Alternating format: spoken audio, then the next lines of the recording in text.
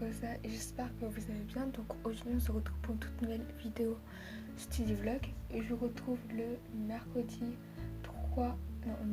4 septembre. Donc je fais ma rentrée en fait le 2 septembre à 14h30 et ça n'a duré que moins d'une heure alors que normalement j'étais censée être en à 17h, donc ça c'est plutôt cool.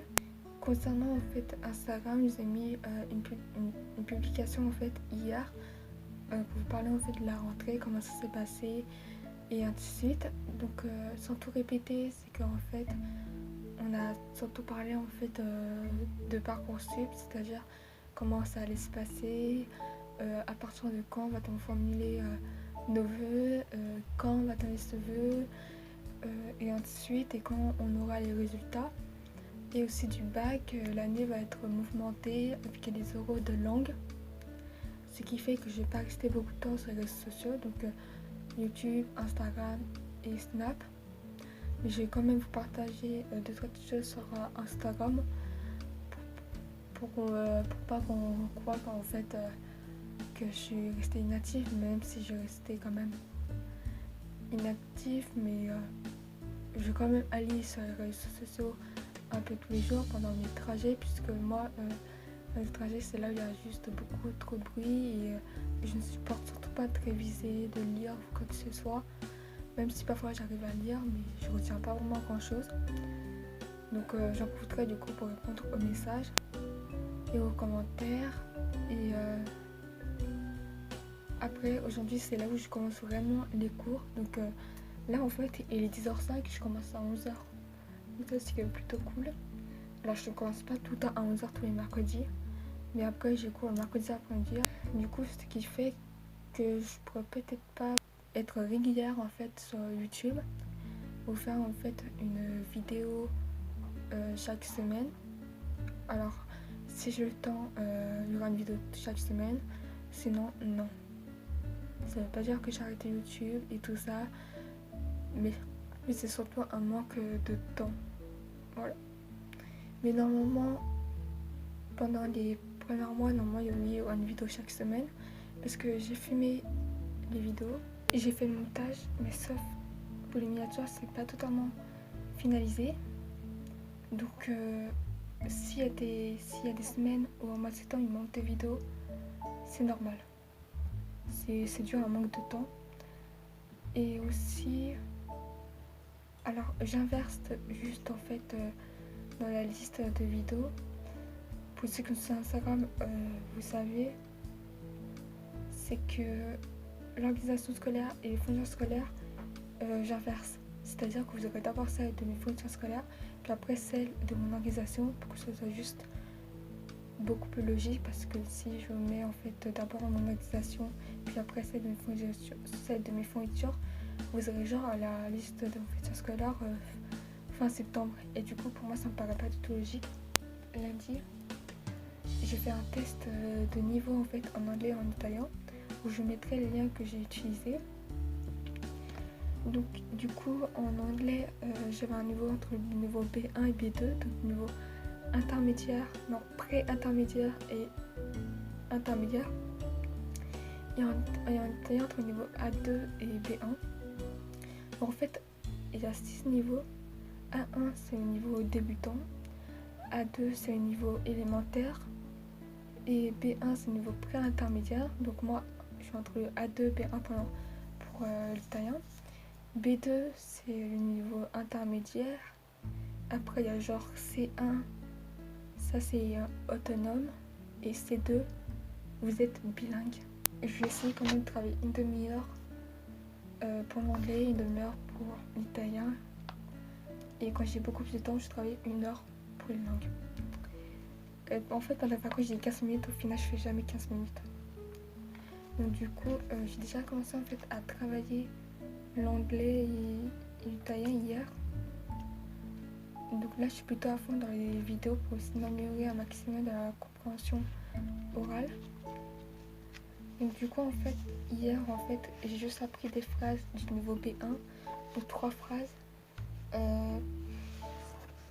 donc du niveau pré-intermédiaire, dans lequel j'ai mis la traduction en français. Et après c'est juste ici en fait de vocabulaire qui sont classés par thème, c'est-à-dire la nourriture ou par film, les émotions et tout ça. J'ai utilisé un site pour faire ça. Je vous mettrai aussi le lien du site qu'en fait je vous avais déjà présenté dans ma vidéo Get Ready With Me, le 12e sur le veille et jour de la rentrée. Bonjour tout le monde, donc je vous retrouve une semaine après le début de la vidéo. Donc genre la dernière fois le début de la vidéo c'était le mercredi et là je vous retrouve le mardi 10 septembre, il est 8h23. Donc je vais justement pas vous faire le bilan en fait de la première semaine. Je l'ai fait hier sur mon compte Instagram. Du coup pour la deuxième semaine je pense que ce sera pareil puisque ça sera juste un peu long et je suis pas sûre que j'aurai tout le temps pour pouvoir en fait tout dire quoi. Et dans tous les cas redire ce que j'ai dit sur Instagram. Sur YouTube je vois pas vraiment l'intérêt. Donc je vous laisserai aller voir directement sur mon compte Instagram. Donc après il y a seulement les maths où j'ai pas vraiment précisé. C'est qu'en fait en maths comme je l'ai dit le rythme était assez rapide. C'est-à-dire qu'en fait le prof nous donne un exercice. On le fait normal. Alors c'est soit en fait tu l'as terminé ou t'as même pas encore terminé, on le corrige direct. Il nous donne déjà le prochain exo.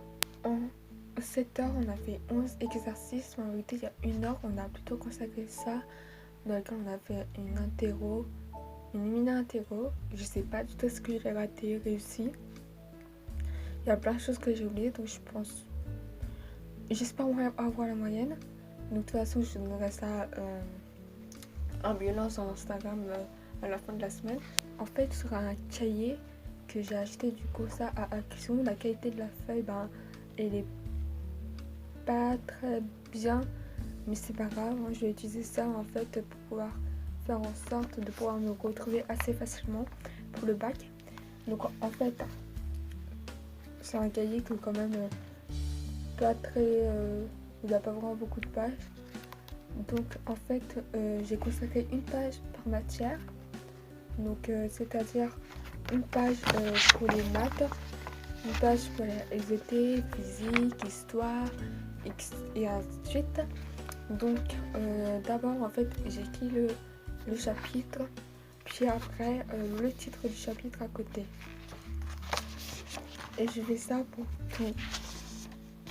Donc après il y a juste l'italien et l'anglais, je sais pas trop comment faire puisque c'est pas moi des chapitres, ce sont des notions. Donc, je pense que j'ai créé la notion et les choses qui vont avec la notion. Je sais pas si vous avez compris. Donc après j'ai aussi d'autres pages dans laquelle j'écris le plan de chaque chapitre. Donc là j'ai celle de maths. Donc c'est sur les nombres complexes. Donc ça se présente comme ceci. Comme vous pouvez voir, j'écris à chaque fois le plan et tout ça parce que comme ça le jour du bac je me dis tiens qu'est-ce qu'on a vu dans le nombre complexe, et tiens comme ça je vois on a vu les opérations dans C, les équations du second degré, et ainsi de suite. Après, il y a aussi d'autres pages dans lesquelles j'écris tous les exos que j'ai fait pour le chapitre 1, le chapitre 2, et ainsi de suite. Pour l'instant, il y a justement le chapitre 1. Car ça, le jour du bac, quand je dis tiens, je voudrais bien m'entraîner pour le chapitre 1, et j'ai direct les exos que j'ai fait. Donc, en maths, en fait, j'écris la date.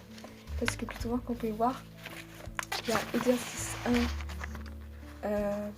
Exercice 1 pour plusieurs dates, par exemple pour le 5, 4, 6 septembre on a l'exercice 1 parce qu'en fait souvent les exercices en classe ce sont les exercices du professeur.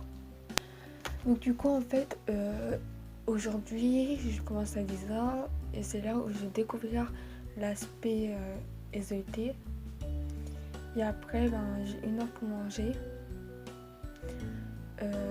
Après j'ai 2 heures de physique, puis 2 heures de philo et 1 heure d'anglais.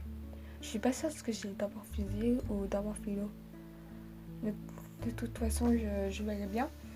Mercredi, samedi, normalement, je pourrais débuter mon cahier d'erreurs, puisque je pense que si j'ai fait d'erreurs en maths, parce qu'on a fait une interro, et ben je pourrais débuter mon cahier d'erreurs et écrire les erreurs que j'ai fait pour le premier interro. J'ai aussi continué, je ne vous ai pas dit en fait sur Instagram, mes répertoires, donc italien, anglais. J'ai récupéré ça, les répertoires encore de l'année dernière, dans laquelle j'ai séparé, donc première, terminale. Après, il y a aussi mon répertoire d'histoire géo fait par ma mère. Je suis obligée de le cacher parce qu'il y a écrit mon prénom devant. Donc, dans lequel c'est écrit de manière qu'on puisse comprendre.